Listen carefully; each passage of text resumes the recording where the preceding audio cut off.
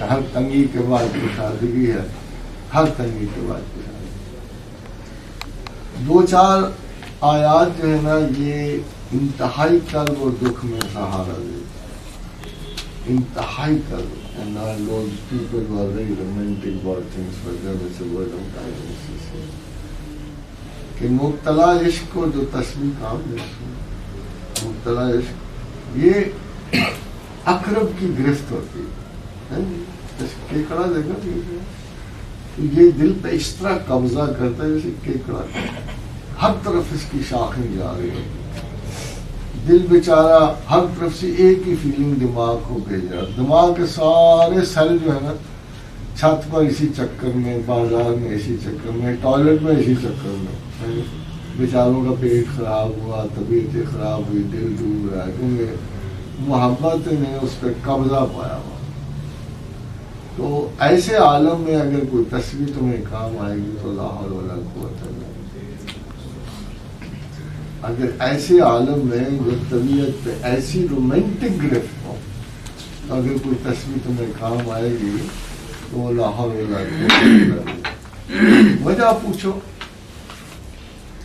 یہ بھی ایک بڑا راز ہے، یہ سوائے قرآن و حدیث کو ہوتے ایک ہوتا ہے پڑھ کے گزر جانا، ایک تھوڑا سا غور کر لینا بھائی کیا مطلب۔ یہ حدیث دو طرح سے ہے، ایک تو ہے لا حول ولا قوت الا باللہ العلی العظیم، اور ایک ہے لا حول ولا قوت الا باللہ۔ یہ الا باللہ کی حدیث ہے کہ حضور صلی اللہ علیہ وسلم کہ پیچھے حضرت سلیمان بن اشعث سوال تھے، ابو موسیٰ اشعری، تو پوچھا ابو موسیٰ کیا پڑھ رہے ہیں؟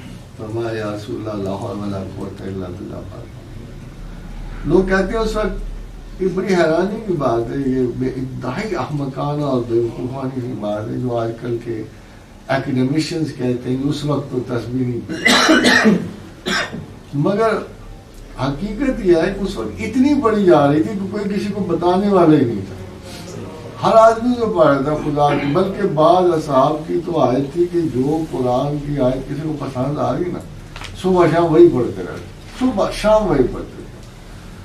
تو پوچھا ابو موسیٰ کیا پڑھ رہے ہو؟ فرمایا لا حول ولا قوت الا باللہ۔ فرمایا ابو موسیٰ 99 مصائب اس سے دور ہوتے ہیں اور سب سے چھوٹی مصیبت کا، سب سے چھوٹی مصیبت بھلا غم محبت سے بڑا کون سا کام؟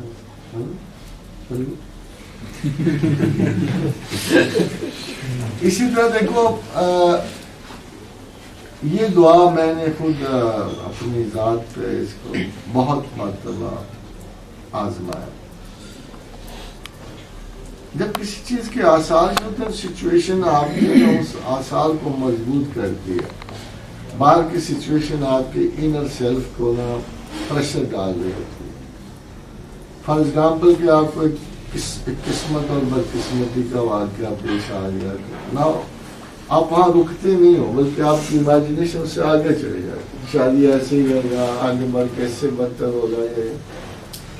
تو اگر کوئی اس قسم کا وسوسہ دل پہ گزرے تو اس دعا سے بڑی کوئی عکسی نہیں کہ اللہم لا خیر الا خیرک ولا طیر الا طیرک ولا الہ غیرک، کہ اللہ تیری عطا کی خیر کے علاوہ کوئی خیر، اور جو اگر تو نے برائی دینی ہے تو پھر اس کے سوا کوئی برائی، اور تو بلا شرکت غیر خیر و شر کا مالک، تو وہ آپ کے سینے سے گرفت حاصل ہے۔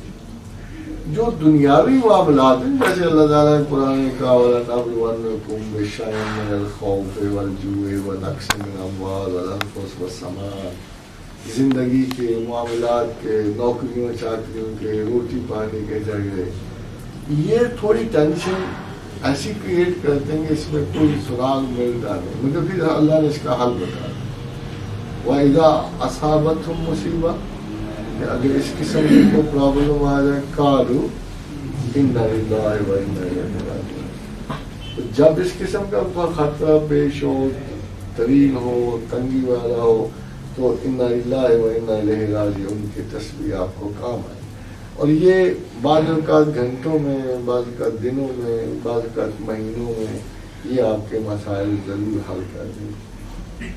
But as I said, کہ it's all trials and tribulations میں you must believe that there is nobody else.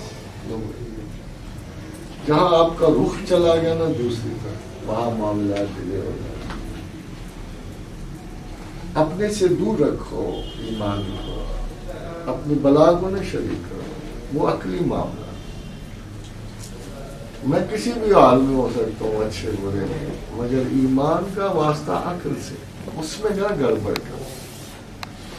میں نے نکالنے کی کوشش، اللہ عالم کتنا سا